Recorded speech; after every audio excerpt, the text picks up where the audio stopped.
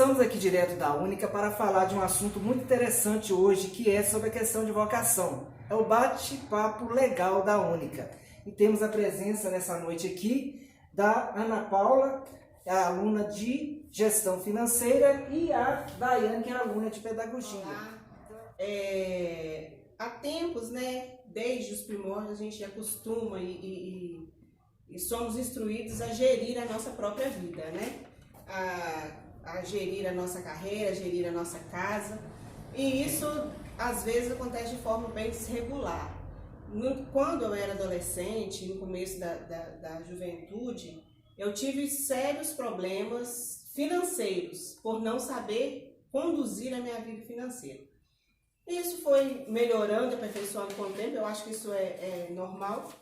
Mas hoje, mais madura e mais interessada no assunto, eu resolvi, olhando as questões, as oportunidades que me foram dadas, e eu resolvi entrar nesse ramo para gerir a minha própria vida, né? Que a gente precisa desse planejamento familiar, de como você conduzir as finanças da sua casa, enfim.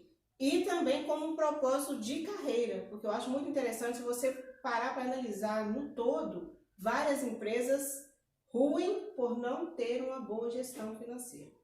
E isso infelizmente, é um fator que acontece recorrente, é um fator que acontece muito. As pessoas prezam muito pela mão de obra braçal, mas não tem aquela pessoa que vê a rota que elas devem, né, seguir financeiramente.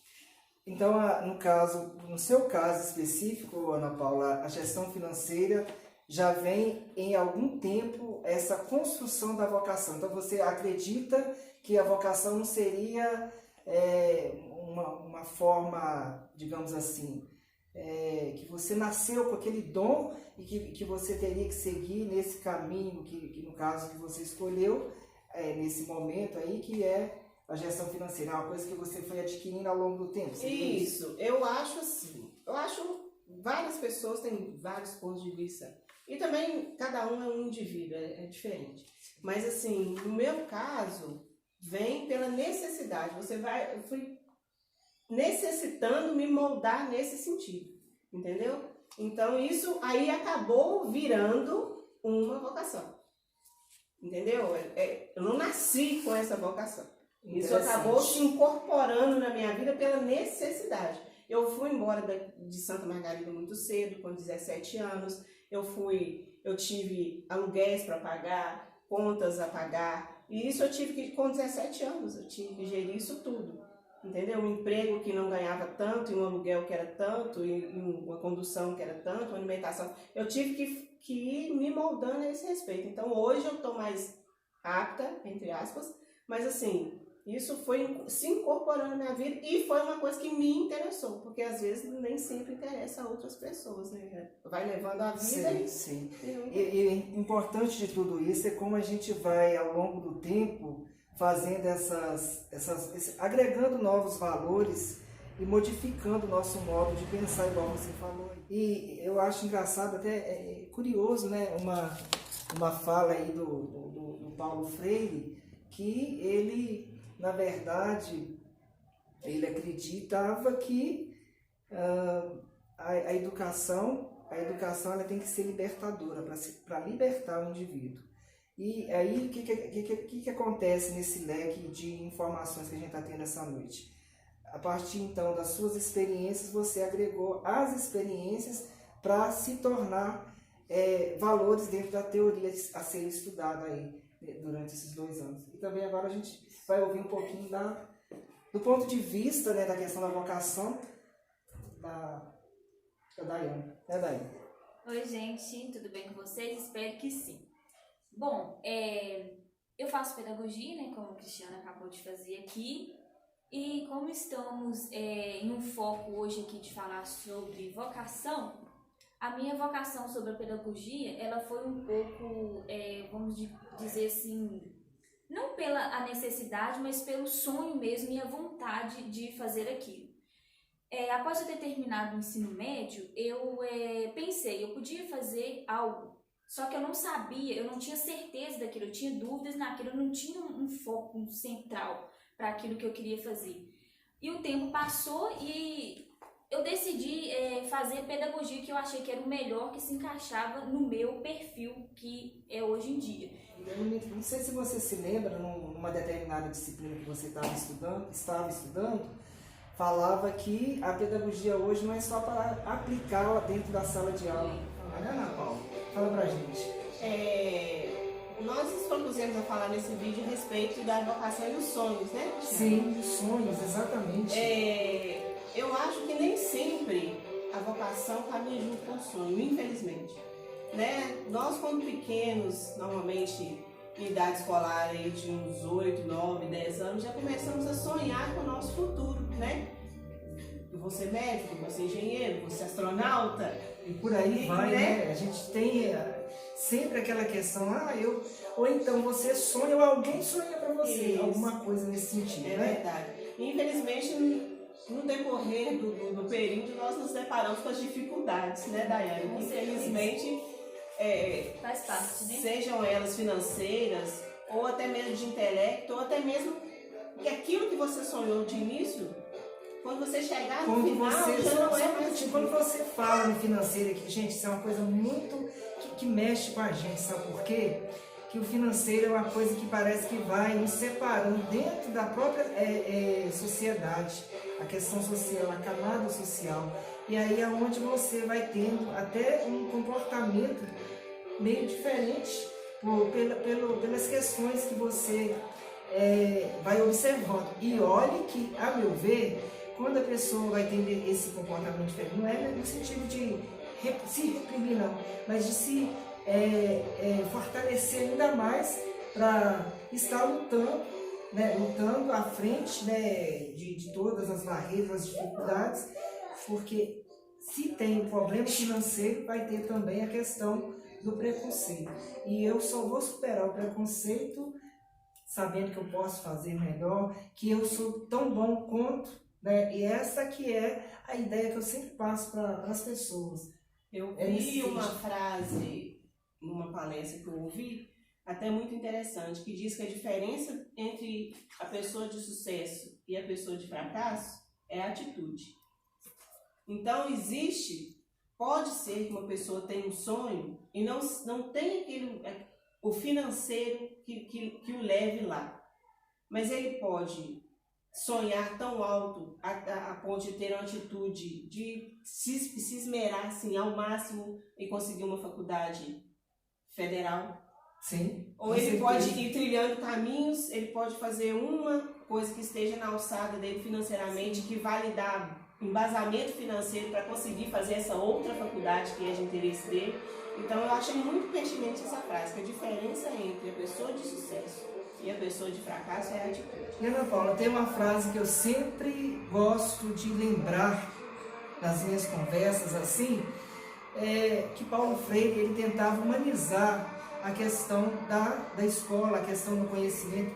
Paulo Freire, ele tinha aquela questão assim de que a oportunidade é para todos e que nós temos que fazer com que essa oportunidade ela seja humanizada cada dia mais no outro. Eu ver o outro, enxergar o outro com outro olhar.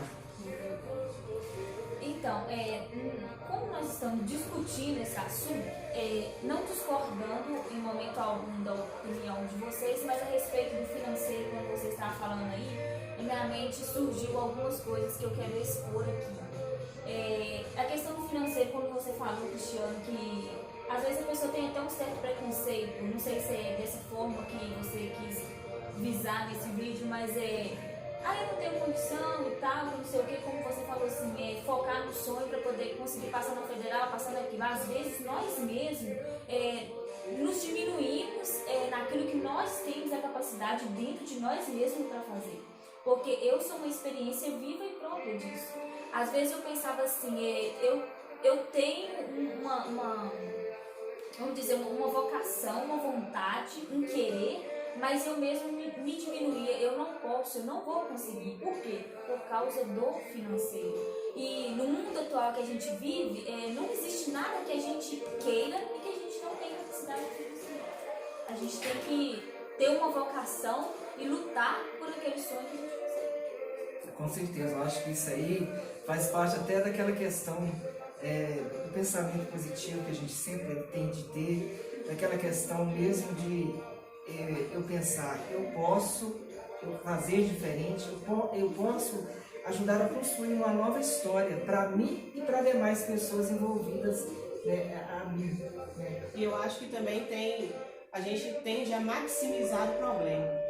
Sim. Eu acho que a gente tem que aprender. Isso a gente é ensinado assim. Nossa, isso é um problema, isso é um tropeço, isso é uma barreira. Só que a gente tem que aprender a minimizar o problema. Se você focar no problema, eu vi nessa mesma palestra eu vi falando sobre isso, é igual você andar à noite numa floresta e se assustar com a árvore balançando.